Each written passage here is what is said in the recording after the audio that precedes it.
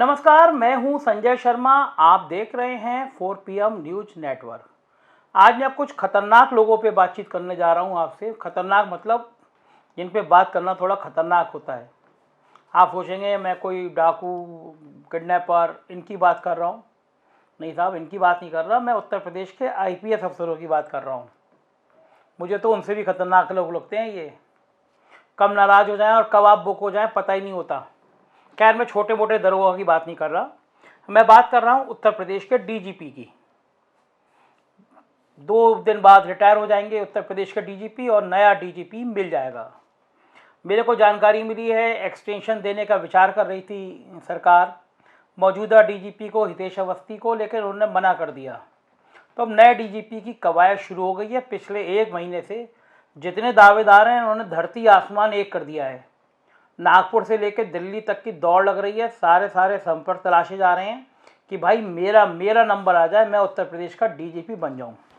जो सामान्य आदमी है, जो सामान्य नागरिक है, जिसको बहुत पुलिस महकमे की अंदर की खबर नहीं पता होती है, वो सोचता होगा कि DGP तो जो सबसे सीनियर होता होगा, जो सबसे अच्छा होता होगा, जो सबसे ईमानदार होता होगा, वो बन जाता होगा।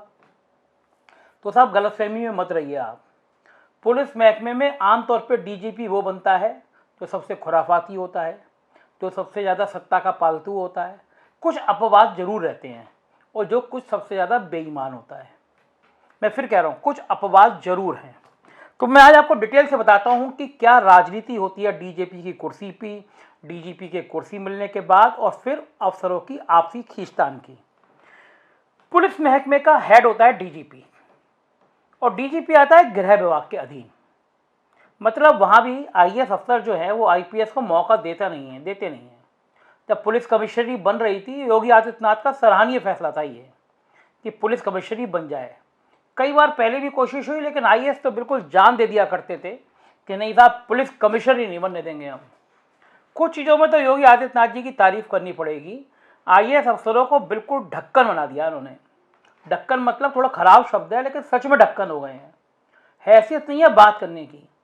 कब से, मतलब 30-40 साल से पुलिस कमिश्नरी का मुद्दा था, लेकिन IAS अफसर टांग अड़ा दिया करते थे। लेकिन योगी आदित्यनाथ ने फैसला किया कि हमें पुलिस कमिश्नरी बनानी है, तो चूं नहीं निकली IAS अफसरों की। डरे इतने हैं ना, एक्चुअल में डर किस बात का? डर इस बात का कि मलाईदार पोस्टिंग चाहिए तो बेटा CM से भिड़ना मत, चुपचाप बैठो। और IAS एसोसिएशन, इसको तो ऐसा लगता है जंग लग गई है उत्तर प्रदेश में।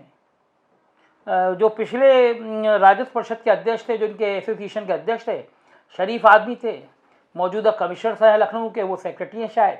दोनों को मतलब, वो तो बेचारे रहे ही नहीं, लेकिन मतलब नहीं IAS एसोसिएशन में।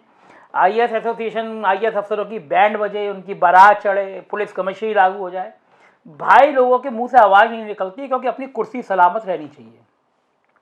तो मैं आपको थोड़ा पिछले दौर से ले चलना चाह रहा हूँ कि जब ये सरकार बनी थी, तब गृह विभाग की कमान संभालते थे अरविंद कुमार। सरकार के दुलारे हैं, मगर खासे दागदार हैं। अब लोग कहते हैं ईमानदार मुख्यमंत्री, मगर मुझे समझ में नहीं आता। जो अफसर की ख्याति इतना पैसा कमाने की है, वो इंसान लगातार इस सरकार में ईमानदार सरकार में और सारी मलाईदार पोस्टिंग पे जा रहा है, तमाम विवादों में रहता है, तो कहाँ कौन करा ले रहा है पोस्टिंग? हेल्थ विभाग में थे अरविंद कुमार जी। मैन पावर की फाइल तलाशने में कई लोग लगे हुए हैं। वो जो मेरे सूत्र बता रहे हैं मैन पावर में इतना बड़ा खेल करके आए थे, करोड़ों का खेल था। सारे नियम कायदे ताक पे रखकर लंबी डील हुई थी, मैन पावर का काम दे दिया गया था। जब गृह विभाग में आए तो भाई साहब के खेल जारी थे। जेलों का सुदृढ़ीकरण होना है, वहाँ पे कंस्ट्रक्शन के काम होने हैं, लैब बननी है, और जितना नीचे तक जानकारी मिलती थी उसमें सब में रेट तय हुआ करता था भाई लोगों का, कहाँ कितना कमीशन जाना है, कौन ठेकेदार होगा। इसी दौर में DGP बन गए सुलखान सिंह। योगी आदित्यनाथ जी के पसंद के थे और DGP बन गए। एक परिपाटी रही है कि जो DGP होगा वो प्रमुख सचिव गृह के पास जाएगा, ट्रांसफर पोस्टिंग के लिए लिखेगा और उसके बाद अप्रूवल होगा। लेकिन सुलखान सिंह शायद मेरे 15-20 सालों के कैरियर में सबसे ईमानदार DGP थे। मतलब एक भी इंसान ऐसा नहीं कह सकता जो DGP को कह दे कि मैंने उनको चाय भी पिलाई है कभी। बेहद सादगी से रहने वाले, बेहद दबंग और बेहद योग अफसर। तो साहब, उन्होंने तो प्रमुख सचिव गृह को रख दिया ठेंगे पे। जो तबादला होना था या जो बात होनी थी जाते थे, सीधे फाइल मुख्यमंत्री से कराते थे, चले जाते थे।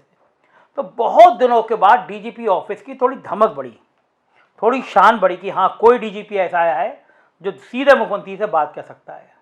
अरविंद कुमार जी बड़े परेशान, बड़े तिकड़े में लगाए हैं। कई अफसर ऐसे जिनकी बदनामी कराने की कोशिश करते थे। अरविंद कुमार जी के भी कुछ मीडिया में 2-4 बड़े पालतू टाइप के पत्रकार हैं, तो उनको ओबलाइज भी करते रहते हैं और उनसे मीडिया प्लांट भी कराते रहते हैं। अब जैसे ही अरविंद शर्मा के आने की बात हुई तो अरविंद कुमार के चंपू किससे सुनाने लगे अरविंद कुमार के कि अरे अरविंद शर्मा के अरविंद कुमार की तो बड़ी पक्की दोस्ती है, दोनों यहाँ रहते थे, वहाँ रहते थे, बैडमिंटन खेलते थे, इस टाइप की तमाम बातें करने लगे। तो उस समय भी सुल्तान सिंह के खिलाफ मीडिया प्लांट करने की कोशिश हुई, लेकिन सुल्तान सिंह बहुत ईमानदार थे, दबंग थे, तो कुछ काल दाल गली नहीं। खैर साहब, सुल्तान सिंह के बाद एक चर्चित ओपी सिंह आ गए। अब मैं उनके बारे में कहानी कहूँगा तो मतलब शायद मेरे ख्याल से 1-2 घंटे बीत जाएंगे, कहानियाँ ख़त्म नहीं होंगी। तो उत्तर प्रदेश में पिछले 20 सालों में इतने करेक्टरलेस, इतना पैसा कमाने वाले और इतने लुटेरे डीजीपी देखे हैं कि अगर मैं आपको बताऊंगा तो आपको यकीन नहीं होगा। एक डीजीपी थे, वो तो इंस्पेक्टर आता था, जय हिंद कहता था और 50,000 रुपये का लिफाफा दे दिया करता था डीजीपी को सीधे। आप कल्पना कर सकते हैं। लेकिन किसी भी आईपीएस अफसर से पूछ लीजिए, अगर आपका दोस्त होगा तो बता देगा, शर्मा जी थे तो सीधे 50,000 रुपये का लिफाफा और सीधा डीजीपी इंस्पेक्टर की तैनाती हो जाती थी, किस्तें बंध जाती थी। इतने किस्से डीजीपी को लेके हुए, इतने किस्से डीजीपी को लेके हुए। एक डीजीपी साहब थे, वो जिले में अफसरों की पोस्टिंग होती लेते थे और सीधा पैसा, मतलब 50 लाख, 70 लाख, 80 लाख। आपको ही पता है किससे? साहब को शराब का भी शौक था और शबाब का भी शौक था। एक इंस्पेक्टर थी, महिला इंस्पेक्टर साहब, उसके चक्कर में एसपी तक का तबादला कर दिया गया था कि वो महिला को, वही इंस्पेक्टर को वही थाना चाहिए। और एसपी साहब की इतनी हिम्मत कि एसपी साहब ना करें, एसपी साहब ने नहीं किया, एसपी साहब बहुत बुरी तरह से हटा दिए गए। तो डीजीपी के पद को लेके ऐसे ऐसे किस्से सामने आते हैं। एक डीजीपी थे साहब, हमने खबर छाप दी थी, बड़ा मजेदार किस्सा है, मैं आपको 5 मिनट बता दूं। पिछली सरकार थी, इलाहाबाद में एक व्यापारी का गोली मार दी गई थी। आईपीसी में है कि अगर एफआईआर हो गई है तो जो आईओ है उसमें डीजीपी उसको इंस्ट्रक्शन नहीं दे सकता कि इस अभियुक्त की आप गिरफ्तारी नहीं करेंगे, कुर्की नहीं करेंगे। लेकिन साहब डीजीपी साहब थे, माशाल्लाह गए और 20 लाख रुपए का एक लिफाफा पकड़ाया गया जो अभियुक्त था उसकी पार्टी ने, और डीजीपी साहब ने आदेश कर दिया कि साहब इस अभियुक्त के ना कुर्की होनी चाहिए, ना गिरफ्तारी होनी चाहिए। तो उस सरकार में हमने खबर की हेडिंग मुझे आज तक याद है, मैंने लगाई थी, डीजीपी बिकता है बोलो खरीदोगे। अगर मैं इस सरकार में ये हेडिंग लगा दूं तो मेरी टांग पे गोली मार देगी एसटीएफ रात तक, वो कह देगी ये लूट करके भाग रहे थे, हमने गोली मार दी, इनको कोई बोलेगा भी नहीं। तो ये उस सरकार में, समाजवादी पार्टी सरकार की हेडिंग थी। अरे ये क्या, ये डीजीपी तो खड़े हो गए बेईमानों के साथ। अगले दिन में छापा था डीजीपी बिकता है बोलो खरीदोगे। कुछ पत्रकार पूछने गए उनके पास में और डीजीपी साहब से कहा कि देखो ये 4 PM में खबर छपी है। तो डीजीपी साहब बड़े हजराज, अरे संजय शर्मा कोई पत्रकार है, जैसे आजकल कहा जाता है, वो तो नक्सली है, वो तो कुछ भी करता है और हमने भी पता है उनके किस्से। ये कॉमन बात होती है, जो पत्रकार सत्ता के खिलाफ लिखेगा वो नक्सली हो जाएगा, वो बेलगाम हो जाएगा, वो भ्रष्ट हो जाएगा, वो दलाल हो जाएगा, वो किसी पार्टी का पैसा लेके करने वाला हो जाएगा। सपा का है तो भाजपा से पैसे लेता है, भाजपा की सरकार है तो सपा से पैसे लेता है। ये कॉमन बातें हैं। अगर आप पत्रकारिता कर रहे हैं तो ये कॉमन बातें हैं, अगर आप किसी के खिलाफ लिखेंगे तो आपके लिए कहा जाएगा। तो साहब वो भी बड़े फालिन हो गए साहब, मेरे बारे में उन्होंने गलत करना शुरू कर दिया। उस चैनल को मजा आया, उसने 5 बजे डिबेट रख ली और मुझे भी उस डिबेट में बुलाया। तो मैंने उनसे कहा डीजीपी साहब गलतफहमी में मत रहिए, अब वो दौर खत्म हो गया कि आप कुछ भी बेईमानी करेंगे और कोई मीडिया हाउस लिखेगा नहीं। आप दोबारा पैसा लेंगे तो दोबारा यही हेडिंग लगाएंगे। हम उन पत्रकारों में, उन संस्थानों में से है नहीं कि जो एसटीएफ के आईजी से डरते हैं और जो डीजीपी से डरते हैं। हम दुनिया का कोई गलत काम नहीं करते, तो ना हम एसटीएफ की गोली से डरते हैं और ना आपकी साजिशों से डरते हैं। खैर कुछ नहीं हुआ, डिबेट हुई, मुद्दा खत्म हुआ। तो मैं बात कर रहा था ऐसे से डीजीपी हैं। आप सोच सकते हो डीजीपी की सबसे बड़ी रिकमेंडेशन होती है जिले में एसपी तैनात करने की, वहां 50 लाख 70 लाख। डीजीपी कह रहा है ये इंस्पेक्टर, महिला इंस्पेक्टर ये रहनी चाहिए। ऐसे ऐसे किस्से बताते हैं लोग, मुझे यकीन नहीं होता। एक साहब, एक आईपीएस मेरे दोस्त को बता रहे थे, उन इंस्पेक्टर साहब ने डीजीपी के साहब को बता दिया कि अगर ज़्यादा मेरी पैरवी नहीं करी तो अपने बच्चे का डीएनए करा दूंगी। अब मुझे नहीं पता ये सच है या गलत है, लेकिन पूरे महकमे में ये बातें चर्चा का विषय हैं। और चाहे वो राजनीति हो, चाहे वो नौकरशाही हो, अगर ऐसी बातें चर्चा का विषय बनती हैं तो कहीं ना कहीं व्यवस्था पर सवाल खड़े होते हैं।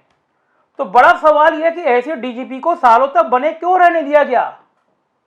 बच्चे बच्चे को उनकी कहानी पता थी, उनकी अय्याशी, उनकी शराब, उनकी शबाब, उनका पैसा, लेकिन साहब बने हुए डीजीपी। खैर, उसके बाद डीजीपी बनते हैं हितेश चंद्र अवस्थी, सुलखान सिंह की दूसरी कॉपी, बल्कि एक कदम आगे वाली कॉपी। और चांस की बात है, मैं पिछले 12 साल से ज़्यादा समय से हितेश चंद्र अवस्थी को जानता हूँ। मैं उनसे मित्र तो नहीं कहूँगा, लेकिन मेरे उनसे बड़े भाई जैसे रिश्ते हैं, संबंध हैं। ये बात दीगर है कि सरकार में मैं जाता नहीं हूँ, बेचारे परेशानी में पड़ जाएंगे, क्योंकि माना जाता है कि 4PM बड़ा मुखर होकर लिखता है। तो मैं उनसे मिलने 1-2 बार ही गया, मैं जाता नहीं था। लेकिन वो बहुत व्यक्तिगत मेरे बिल्कुल बड़े भाई जैसे, और मैं उस आदमी की 12 साल से उस आदमी की ईमानदारी का, उस आदमी की सादगी का, उस आदमी की विश्वसनीयता का कायल हूँ। एक दिन उन्होंने मुझसे मुलाकात में कहा था, बताया था कि मैं बहुत खुश हूँ क्योंकि मेरे पास मुख्यमंत्री योगी आदित्यनाथ ने कभी किसी काम को दबाव नहीं दिया। तो मुझे बड़ा अच्छा लगा इस बात को सुन के। और मैं जानता हूँ हितेश अवस्थी CBI में बहुत लंबा दौर गुजारा है, और ये व्यक्ति सीधा गाड़ी से घर, बच्चे के साथ, किसी पार्टी में आप उनको नहीं देखेंगे, किसी फंक्शन में नहीं देखेंगे। ऐसा डीजीपी मिलना बहुत मुश्किल है। दारू और सिगरेट तो छोड़ दीजिए, वो प्याज भी नहीं खाते। बहुत सादगी से जीवन जीने वाले व्यक्ति हैं। मना कर दिया एक्सटेंशन नहीं चाहिए, बोले मैं बस आराम से पढ़ना लिखना चाहता हूँ, रहना चाहता हूँ, मना कर दिया। तो ये बहुत अच्छा कार्यकाल था डीजीपी हितेश चंद्र अवस्थी का। लोगों ने कहा कि एक लंबे समय के बाद एक ईमानदार डीजीपी आया है। खैर, ये रही पिछली बातें, और अब फिर शुरू हो गई है कवायद नए डीजीपी की, जिस विषय पे मैं आपसे बात करना चाह रहा था। मौजूदा दौर में सबसे ज़्यादा जो वरिष्ठ हैं वो है 1986 बैच के IPS नासिर कमाल। मैं फिर कहूँगा कि बहुत कम शानदार अफसर रहे हैं, उसमें से एक है नासिर कमाल। मैं आपको 1995 का रिश्ता बताता हूँ। नासिर कमाल भी बिल्कुल मेरे पारिवारिक मित्र हैं, मेरे हर फंक्शन में आते थे, मेरे भाई जैसे रिश्ते रहे हैं उनसे। और 1995 का एक किस्सा था, तब मैं एक अखबार में काम करता था, रिपोर्टर था। गृह राज्य मंत्री आने थे, तो उनके लंच में एक पार्टी आयोजित की गई थी, उसमें 30-40 लोग थे। गृह राज्य मंत्री राजेश पायलट थे उस दौर में, और मैं उस पार्टी में शामिल था। लंच था, लंच में वो मटकी का खास तौर से चिकन बनवाया गया था। तो वो जो चिकन सर्व हो रहा था, नासिर कमाल मेरे बराबर में बैठे हुए थे, मेरे बहुत अच्छे मित्र थे।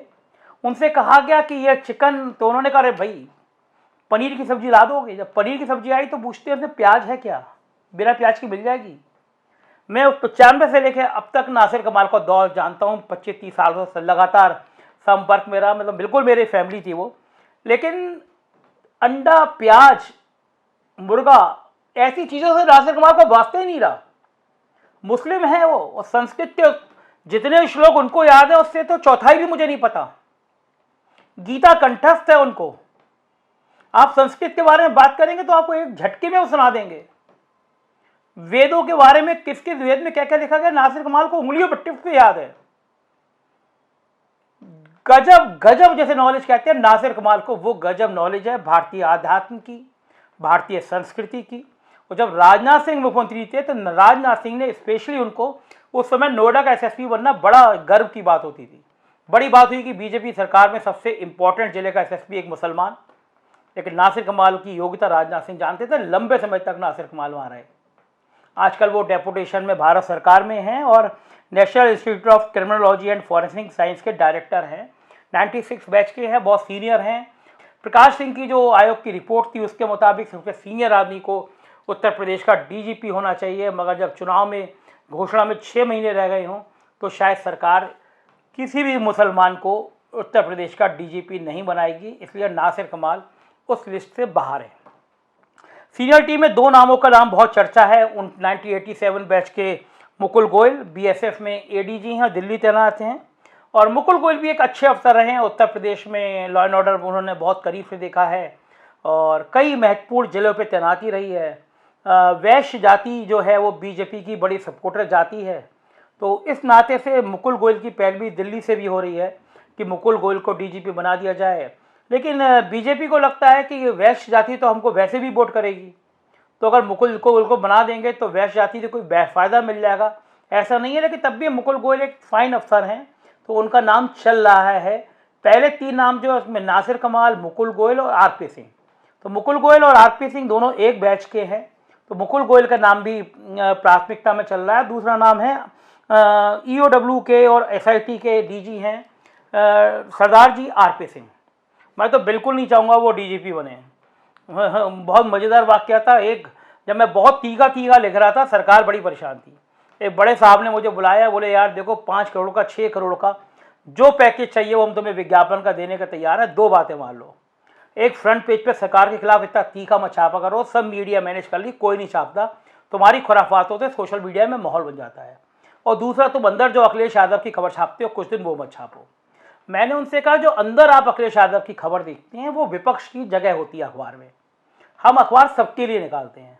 और जब समाजवादी पार्टी की सरकार थी तो इतनी बड़ी खबर में बीजेपी भी छपती थी, लक्ष्मीकांत वाजपेयी छपते थे, स्वतंत्र देव छपते थे, केशव मौर्य छपते थे, तो अखबार सबका होता है। हम इस प्रपोजल को ठुकरा के चले आए। अखबार का वही आप तो जानते हैं 4 PM का क्या शैली रहती है। 7 दिन बीते थे, अचानक एक नोटिस आया, पता चला कि एक आर्थिक अपराध अनुसंधान EOW की जांच मेरे खिलाफ सेटअप कर दी गई। मैं चौंका। मैं ज़िंदगी में 323 का भी कभी FIR नहीं हुई, कोई अपराध से अपना वास्ता नहीं, और ये आर्थिक अपराध अनुसंधान की। मैंने शिकायत निकलवाई, सुप्रीम कोर्ट की रूलिंग है कि जिस बिना नाम पता कंफर्म किए जांच नहीं हो सकती। 5 लाइन की चिट्ठी लिखा हुआ था कि संजय शर्मा पे अकूत संपत्ति है जो उन्होंने अफसरों और नेताओं से मिलकर बनाई है, इसलिए इनकी जांच करा ली जाए। 5 लाइन की शिकायत, नाम भी लल्लू लाल पुत्र कल्लू लाल, मोहल्ला भी पता नहीं। ऐसी गुमनाम शिकायतें 1 लाख आती होंगी रोज़, लेकिन जब सरकार पत्रकार को निपटाने को आती है तो साहब मेरी EOW जांच के आदेश कर दिए गए। यही RP सिंह जी ने 6 इंस्पेक्टर को टीम बना दी गई, और ऐसा लगता था मैं दाऊद इब्राहिम के बाद मैं ही उत्तर प्रदेश का अपराधी हूँ। मेरे पूरे खानदान के खाते, भाई खाते, मेरी ज़मीनें, संपत्ति कुछ था ही नहीं अपने पास, अपन तो फक करते। हमने उस टीम को कहा, हमने कहा भाई अगर कुछ भी गड़बड़ की होते तो इतनी दबंगी से 4 PM नहीं चलाते। खैर जांच होती रही, जांच में कुछ निकला नहीं था, लेकिन भैया मैं RP सिंह जी से बड़ा दुखी था कि कैसे यार DG इन्होंने तो योगी जी का इशारा हुआ या उनके अफसरों का इशारा हुआ, ये मेरे पीछे लग गए। लेकिन ये खैर मजाक की बात थी, मेरी अपनी पीड़ा अलग विषय है, प्रदेश के लिए अलग विषय है। RP सिंह ने कुछ बहुत उल्लेखनीय काम किए और मेरे ख्याल से योगी आदित्यनाथ के सबसे भरोसेमंद और सबसे विश्वस्त अफसरों में से हैं। EOW और SIT ने बहुत बड़े बड़े काम किए, बहुत बड़े बड़े मुद्दे सुलझाए, तो योगी आदित्यनाथ उनको बहुत पसंद करते हैं और DGP की कुर्सी में उनका नाम भी बहुत आगे चल रहा है। मेरे चाहने से तो बड़ा उल्टा ही होगा, अगर मैं तारीफ़ करूंगा तो योगी जी कभी नहीं बनाएंगे, लेकिन बावजूद इसके RP सिंह ने भी सरकार के लिए काफ़ी काम किए, काफ़ी रिपोर्ट्स दी, और जो सरकार के एक इशारे पे मेरे खिलाफ भी अभियान कर ले तो नेचुरली बढ़िया होगा। तो आप मुकुल गोयल या RP सिंह में से एक व्यक्ति के बनने की संभावना बहुत जोर शोर से है। इसके बाद आता है 88 बैच, जिन 2 नाम चल रहे हैं उसमें एक नाम चल रहा है RK विश्वकर्मा का, पुलिस भर्ती बोर्ड के अध्यक्ष है और DG फायर सर्विस भी है। RK शर्मा भी उत्तर प्रदेश के बेहतरीन IPS अफसरों में से है। इनके DGP बनने की संभावना इसलिए है कि ये बैकवर्ड कास्ट से आते हैं। उत्तर प्रदेश में पिछड़ी जाति को लेकर बहुत ज़्यादा लामबंदी चल रही है, पिछड़ी जातियों को अपने पक्ष में लाने की बात चल रही है, तो RK विश्वकर्मा भी उत्तर प्रदेश के DGP की लाइन में है। दिल्ली दरबार अगर चाहेगा कि बैकवर्ड वोटों में संदेश देना, जैसे अफसरों की तैनाती से भी संदेश दिए जाते हैं, अगर कोई ऐसा संदेश जाएगा तो RK विश्वकर्मा भी उत्तर प्रदेश के अगले DGP हो सकते हैं। दूसरा नाम है आनंद कुमार, 88 बैच के हैं, मुख्यमंत्री के काफ़ी करीबी हैं, ये भी अच्छा काम करते हैं, अच्छे अफसर हैं। और बड़ी पैरवी ये है कि इनके फादर इन लॉ एक बहुत बड़े अफसर रहे हैं, कैबिनेट में कैबिनेट सेक्रेटरी रहे हैं देश के, और संघ में विवेकानंद फाउंडेशन के अध्यक्ष रहे हैं। तो दिल्ली दरबार से आनंद कुमार की भी बहुत पैरवी चल रही है। इन तमाम नामों में तो चूँकि आनंद कुमार और विश्वकर्मा थोड़े जूनियर हैं, तो अगर सीनियर में क्या मामला आएगा तो ये पेच फंसेगा, और अगर जैसे UPSC से लिस्ट आती है जूनियर की तैनाती कर देने पे परेशानी पैदा हो जाती है। तो एक संभावना और बन रही है उत्तर प्रदेश में, वो ये है कि एक कार्यवाहक DGP बनाया जाएगा उत्तर प्रदेश में 10 महीनों के लिए, और वो नाम DS चौहान का है। DS चौहान इस समय DG इंटेलिजेंस है, मुख्यमंत्री के बिल्कुल राइट हैंड हैं, बहुत बेहतरीन अफसर हैं। दे आर डेपुटेशन में CRPF में बहुत अच्छा काम किया था उन्होंने। तो अगर बात यह आती है किसी जूनियर अफसर को बनाना है तो DS चौहान का नाम भी एक बार फिर सामने आएगा। DS चौहान अगर बनते हैं तो मुख्यमंत्री के पसंदीदा अफसर वो भी हैं, और बहुत अच्छे अफसर हैं, बहुत तजुर्बेकार अफसर हैं। सेंट्रल गवर्नमेंट में सीआरपीएफ में भी बहुत उल्लेखनीय काम किया था। अगले 2 दिन उत्तर प्रदेश के पुलिस के महकमे के लिए बड़े महत्वपूर्ण हैं। हर एक की निगाह लगी हुई है कि कौन बनेगा, और हम भी ये कामना करते हैं कम से कम कोई ईमानदार व्यक्ति बने उत्तर प्रदेश का डीजीपी। लूट खसोट ना करे, ईमानदारी से शासन करे। बस ये ना सोचे 8 महीने के लिए आया हूँ तो हर जगह से पैसा आ जाए, पैसा लेके एसपी बना दिया जाए, पैसा लेके अपराधियों की पैरवी कर दी जाए। तो मुझे उम्मीद है कि उत्तर प्रदेश को एक नया डीजीपी मिलेगा, ईमानदार डीजीपी मिलेगा, मेहनती डीजीपी मिलेगा। और मैं चाहूँगा मेरा कोई दोस्त डीजीपी ना बने, क्योंकि जब कोई दोस्त बनता है तो मुझ पर दबाव देता है, यार ये खबरें मत दिखाओ। मैं तो ऐसा ही हूँ, मैं खबरें दिखाऊंगा पुलिस की। अगर अपराध होगा तो 4 PM में छपेगा, क्योंकि 4 PM मैनेज होने वाला अखबार नहीं है। आप जानते हैं, देखते रहिए 4 PM, क्योंकि मैं दावा करता हूँ कहीं नहीं मिलेंगी, कहीं कोई किसी की हिम्मत नहीं पड़ेगी, किसी की हिम्मत नहीं आई जो सरकार की ऐसी फर्जी जाँचें सामना करे। मुझे पता चला है 6 दिन पहले फिर कहा गया कि मेरे लिए उसी EOW जाँच पे कोई FIR करा दी जाए। तो मैं मानसिक रूप से तैयार हूँ कि मुझे जेल जाना हो, FIR झेलना, मैं झेलूँगा। जिद सच की है, ये आप तक खबर पहुँचाने की जिद है। मैं इसकी लगातार कोशिश करता रहूँगा कि मैं ना झुकूँ ना दबूँ। सच पहुँचाना काम है तो सच आप तक जरूर पहुँचाऊँ। मेरा सपोर्ट करिए, 4 PM चैनल को सब्सक्राइब करिए, अपने दोस्तों से कहिए सब्सक्राइब करें। सच यहीं मिलेगा। जब डीजीपी बन जाएंगे तो मैं आपको वो कहानी बताऊंगा कि किस नेता ने और किस अफसर ने और नागपुर के किस संघ के प्रचारक ने किस व्यक्ति की थी पैरवी। देखते रहिए 4 PM। Thank you.